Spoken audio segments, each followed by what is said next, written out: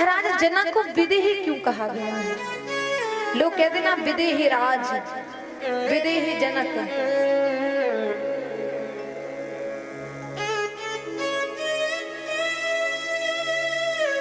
विदेही का मतलब है जिसका शरीर ना हो, उसको विदेही कहा गया है, जिसका शरीर ना हो। लेकिन एक समय की बात है, महाराज जनक को विदेही राजा क्यों कहा गया है, उनका नाम क्यों कहा? क्यों? क्योंकि महाराज जनक तो जीवित हैं, महाराज जनक तो उनका शरीर है, तो विदेही तो उनको ही कहा गया है जिसका शरीर ना हो, विदेही उनको कहा गया है। लेकिन देखिए एक समय की बात है कि जो विदेही राज जनक हैं, उस समय जनक जी महाराज का जीवन क्या था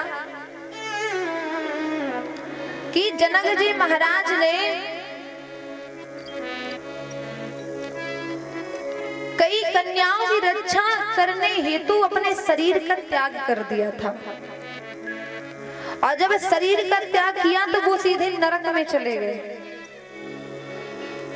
मतलब जीवन में पुण्य किए हैं, लेकिन वो नरक में देखने के लिए गए थे कि नरक में कौन कौन वहां पर कैसे कर्म करते हैं जो नरक में वास होता है। अब तो महाराज जनक जी महाराज नरक में अपने शरीर का त्याग करके जनक में वहां चले गए नरक में, और जब नरक में देखे तो सभी लोग जो यमराज बोले महाराज आप यहाँ पर क्यों आए हैं? यहाँ पर तो वही आता है, नरक में उसी का वास होता है जिसने अपने जीवन में कभी भी सतमार्ग को ना अपनाया हो, कभी भी अपने मुख से प्रभु का नाम ना लिया हो, कभी अच्छे कर्म ना किए हो, वही नरक में आता है। लेकिन महाराज आप क्यों आए हैं? मैं आपसे प्रार्थना करता हूँ आप वैकुंठ जाइए, लेकिन आप यहाँ पर मत रहिए।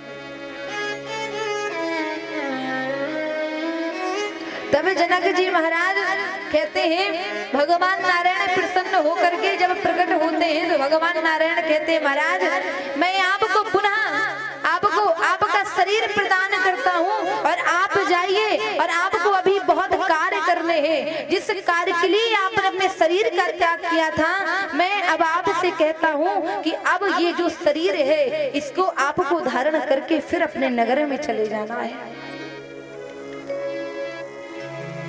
और तो वही जनक जी महाराज जीवित होकर के नगर में चले जाते हैं। तभी से उनको कहा गया है विदेही, विदेही राज। विदेही यानी जिसका शरीर ना हो उसको विदेही कहा गया है।